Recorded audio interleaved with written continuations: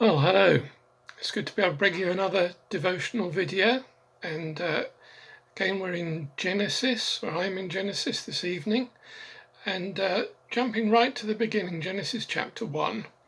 And what I want to share with you this evening are a couple of things. Firstly, to see how Genesis chapter 1, even though it was written 2,500 years ago, gives us an account of the formation of the earth that's surprisingly similar to the one that's provided by science in the 21st century. And then to look at three things that God did in the creation of the earth that he still wants to do for us today. And rather than read to you the verses, as time is short, what I'm going to do is just paraphrase to you the first few verses in Genesis 1 as they read to me. And so it might be interesting for you to have a Bible, if you've got one to hand, open at Genesis 1 and just follow it through with me and see if what I'm describing accords with what you read there. So first of all, we see that famous opening line in the beginning: God created the heavens and the earth. And at the start, we see an earth that is at first featureless and dark and wet. The surface is entirely ocean. The atmosphere is so thick and heavy with vapour that little or no light reaches the surface. No life is possible. An earth that looks not like the one that we're so used to seeing, but maybe more like that, which is a picture of the planet Venus today, just shrouded in cloud and dark underneath. But then the atmosphere begins to thin sufficiently for some light to penetrate, and light is seen on the surface. Then a distinct cloud layer is formed that separates the cloud in the atmosphere from the water of the ocean beneath. And then something, maybe seismic activity, causes dry land to appear, to begin with a single continent and a single ocean. On a globe, if you've only got one, you can only have one or the other. Plant life begins to appear on the land. Where the plants had appeared already in the ocean is left open. The cloud layer then begins to break so that the stars and planets become visible and distinct and can be seen from the surface. And then animal life appears, first in the ocean and then on land.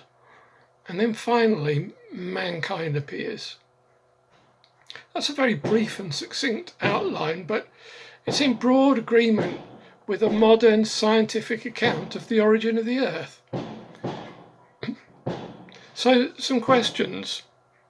If Genesis chapter 1 came by revelation from the Creator, shouldn't we expect it to be 100% in agreement with 21st century science? As it is, there are some points of difference. Well, first of all, bear in mind this book is 2,500 years old. It wasn't just written for us. It was written for all people throughout time. It was written for the people in the time in which it was written. Now, let me give you an example. It's all very well taking out a mortgage and dreaming of owning a house in 25 to 30 years, but you've got to keep up the payments month by month. Otherwise, it doesn't happen. And in the same way, for the Bible to be accessible and meaningful to us today, it first had to be accessible and meaningful to the people it was first written for and everybody in between. We have the knowledge, looking back, to read it in the light of the past. The people in the past didn't have the capacity to read it in the light of the future. So we should expect it to be weighted towards that age and that period. Secondly, science changes its opinion and has done many times over the years. There's no particular reason to think that the snapshot that science gives us in the 21st century is the be-all and end-all of scientific knowledge and everything that science is going to have to say about the origin of the earth and life and humanity. That's highly unlikely. It will change.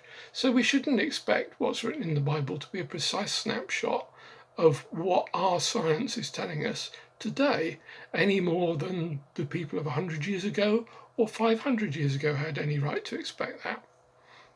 Thirdly, it's very clear from the structure and the rhythm of the language that the Bible, and including Genesis, is not written as a scientific textbook. It was most likely written as a response to the kind of polytheistic creation myths that were in circulation at the time, and as a response to those, it works extremely well. It's not intended to be a book of science. Nevertheless, what we see is that there are more points of agreement than disagreement, certainly in this Genesis chapter 1 account. And that's really quite unexpected, and from my point of view, actually quite impressive. So then let's look at 3 things that God did in the creation of the earth that he still does and wants to do for us today. Firstly, he gave form to what was formless. It says that the earth was formless, it was shapeless, it was featureless. Then he filled what was empty. It was formless and empty. And darkness was over the surface of the deep. But God gave light in the darkness, form to what was formless, filled what was empty, and gave light in the darkness. Sometimes in our lives, things happen that throw everything out of shape. They just throw things out of kilter. It might be something we planned, a change of job, a house move, the birth of a child, something that didn't maybe turn out exactly as we were expecting it, which is kind of par for the course for those things, isn't it? Or it may be something that we hadn't planned and didn't want, a serious accident or illness, bereavement, a redundancy, a bankruptcy, all kinds of things that can come out of left field and just throw our lives out of kilter. When things are out of shape, God is there to put them into shape. I think sometimes God is more present the less we are in control. God is more present the less we are in control. You might have run out of ideas at this time. He has them aplenty. You may have run out of hope. He has loads of hope and the means to fulfill it. When things are thrown up in the air, when things are out of shape, it's an opportunity for God to step in and reshape things his way, to make us more like him, to prepare us for the road ahead, wherever that might be taking us. It is an opportunity. A generation ago, hundreds of people began meeting informally in homes, leaving traditional churches and finding new ways of doing church together, of living out the life of Christ in them and among them. And God shaped that into a movement that not only created a huge network of new churches, and Open Door Church Sunbury is one that has come from those roots, but also transformed the life of the church across the UK. And even the traditional churches are not what they were a generation ago. They have been changed as a result of that movement that took place some 50 years ago. And what he did on a cosmic scale in the creation of the earth, what he did in a national scale among the churches, he can do on a personal level for you and for me. The only thing is that we have to be malleable and we have to be soft and ready for what he wants. Smith Wigglesworth, the Pentecostal preacher, said, "Only melted gold is minted. Only moistened clay is moulded. Only softened wax receives the seal. Only broken, contrite hearts receive the mark as the potter turns us on his wheel." We need to be soft and ready for the work of God in our lives. Secondly, he filled what was empty. Mary's song that she recorded singing when she was pregnant with Jesus, when she met Elizabeth, who was with child with John the Baptist, said, "He has filled the hungry with good things, but has sent the rich away empty." That's Luke chapter 1, verse 53. He's a God who fills us. Jesus said, "I have come that they may have life and have it to the full." God's plan for you is a full life, the full repertoire of what life has to offer you. And that includes the full repertoire of emotions, the lows as well as the highs, the pain and the disappointment. All of those are part of God's plan. I don't think you can fully enjoy and appreciate success unless you've experienced failure. I don't think you can fully understand the value of gain unless you've experienced loss. And I don't think you'll ever make the most of what you have if it comes easy and you simply take it for granted. And therefore God offers us a full life, but that full life includes the lows as well as the highs. Can we embrace them? And can we embrace all that they give us and all that comes from them. 2 Corinthians 4:7 says, we have this treasure in jars of clay to show that this all-surpassing power is from God and not from us. Are we willing to be empty vessels? Are we willing to be the empty so that God can fill us at this time? And then lastly, he gave light in the darkness. And whether it's darkness in the sense of some evil that has come upon you, whether it's in the sense of being overwhelmed and in despair and feeling hopeless, or whether it's just a sense of being blind and being unable to see and find your way, God is able to shine a light. Psalm 119 says, your word is a lamp for my feet, a light on my path.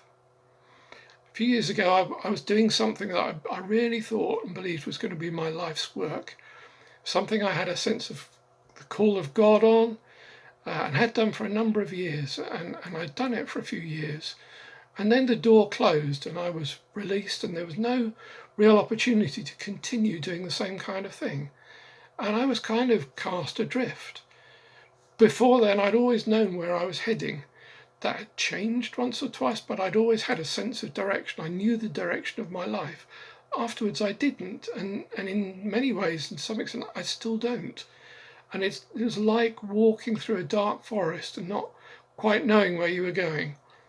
But at 3 or 4 crisis points along the way where things could have gone wrong and I could have really lost my way, each time God stepped in and opened up a door, opened up a path in a quite unexpected way.